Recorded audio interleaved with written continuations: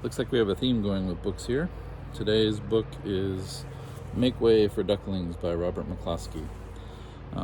Yesterday's book was about finding a nest, and we're going to go ahead and continue with that theme, finding a home.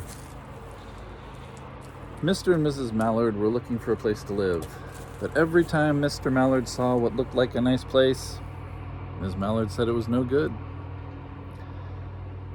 There were sure to be foxes in the woods or turtles in the water, and she was not going to raise a family where there might be foxes or turtles. So they flew on and on.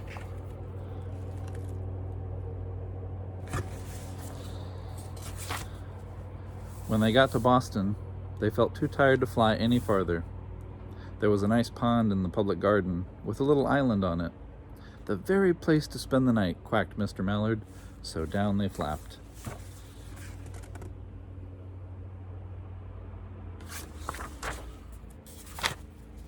Next morning, they fished for their breakfast in the mud at the bottom of the pond, but they didn't find much.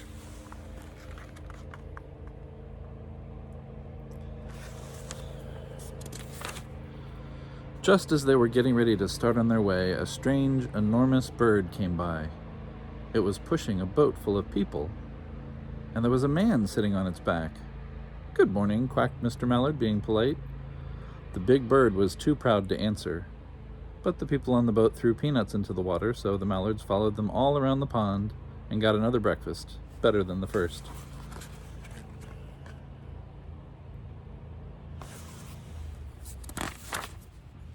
"I like this place," said Mrs. Mallard as they climbed out on the bank and waddled along. "Why don't we build a nest and raise our ducklings right in this pond? There are no foxes and no turtles, and the people feed us peanuts. What could be better?"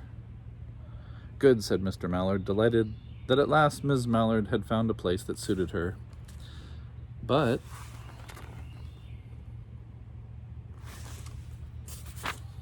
"Look out," squawked Mrs. Mallard all of a dither. "You'll get run over." And when she got her breath, she added, "This place is no place for babies. With all those horrid things rushing about, we'll have to look for somewhere else."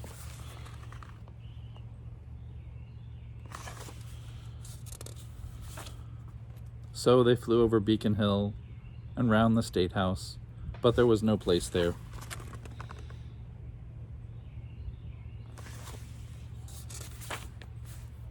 They looked in Louisburg Square, but there was no water to swim in.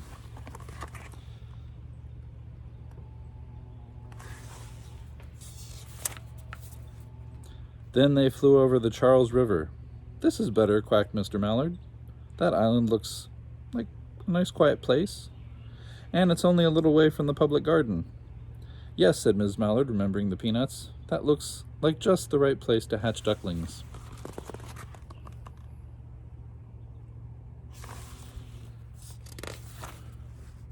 So they chose a cozy spot among the bushes near the water and settled down to build their nest.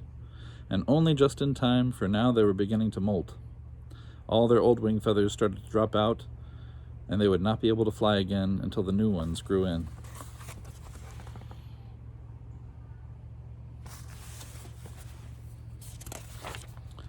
But of course, they could swim, and one day they swam over to the park on the riverbank, and there they met a policeman called Michael. What a nice name. Michael fed them peanuts, and after that, the Mallards called on Michael every day. If I were a policeman, that's what I'd look like. After Ms. Mallard had laid 8 eggs in the nest, she couldn't go visit Michael anymore because she had to sit on the eggs to keep them warm. She moved off the nest only to get a drink of water or to have her lunch or to count the eggs and make sure they were all there.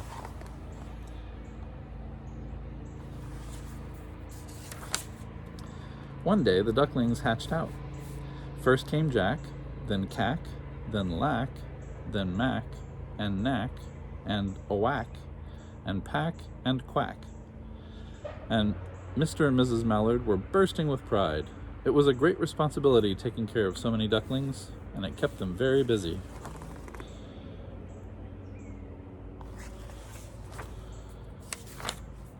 One day, Mr. Mallard decided he'd like to take a trip to see what the rest of the river was like further on. So Off he set. I'll meet you in a week in the public garden, he quacked over his shoulder. Take good care of the ducklings.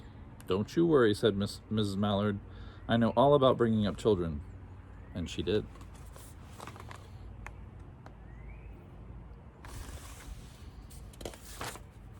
She taught them how to swim and dive.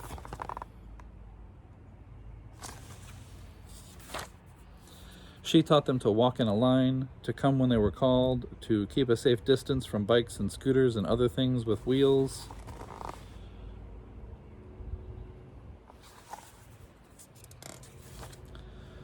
When at last she felt perfectly satisfied with them, she said one morning, "Come along, children, follow me." Before you could wink an eyelash, Jack, Cack, Lack, Mack, Knack, Owack, Pack, and Quack fell into line, just as they had been taught.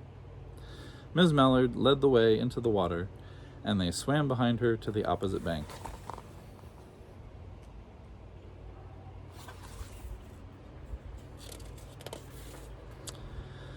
There they waded ashore and waddled along till they came to the highway. Bum, bum, bum. Ms. Mallard stepped out to cross the road. Honk, honk, went the horns and the speeding cars. Quack, went Ms. Mallard as she tumbled back again. Quack, quack, quack, quack, quack, went Jack, Cack, Lack, Mack, Knack, Owack, Pack, and Quack, just as loud as their little quackers could quack. The cars kept speeding by and honking, and Ms. Mallard and the ducklings kept on quack, quack, quacking.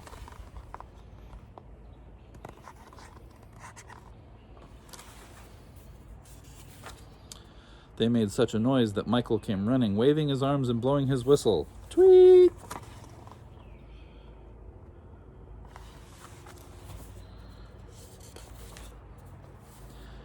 He planted himself in the center of the road, raised one hand to stop the traffic, and then beckoned with the other, the way policemen do, for Ms. Mallard to cross over. Oh, and for my children, Michael the policeman is holding a bobby stick. That's what a bobby stick looks like. We were playing Pictionary and they didn't know what a bobby stick was. As soon as Ms. Mallard and the ducklings were safe on the other side and on their way down Mount Vernon Street, Michael rushed back to his police booth. He runs like I do too. He called Clancy at headquarters and said, "There's a family of ducks walking down the street." Clancy said, "Family of what?" "Ducks," yelled Michael. "Send a police car, quick."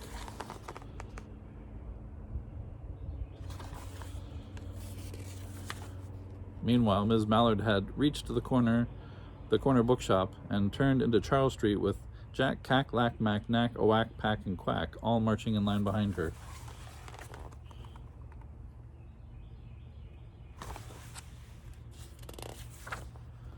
Everyone stared. An old lady from Beacon Hill said, "Isn't it amazing?" And the man who swept the street said, "Well, now, ain't that nice?" And when Ms. Mallard heard them, she was so proud she tipped her nose in the air and walked along with an extra swing in her waddle.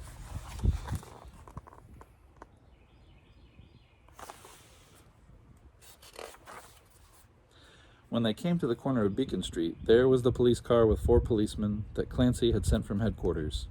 The policemen held back the traffic so Ms. Mallard and the ducklings could march across the street.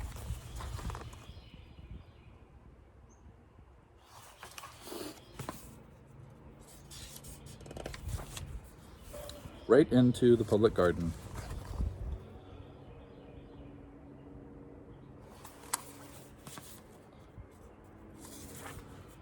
Inside the gate, they all turned round to say thank you to the policeman.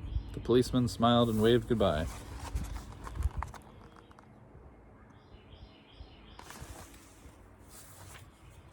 When they reached the pond and swam across to the little island, there was Mr. Mallard waiting for them just as he had promised.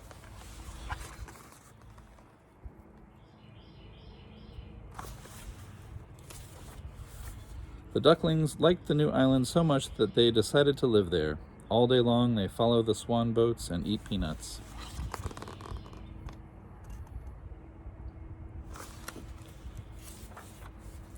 And when night falls, they swim to their little island and go to sleep.